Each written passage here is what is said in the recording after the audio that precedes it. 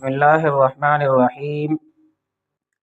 عقیدہ توحید کو پیش کرتے ہوئے آج ہم یہ بات پیش کریں گے کہ اللہ کے علاوہ بھی کوئی غیب کی باتیں جانتا ہے۔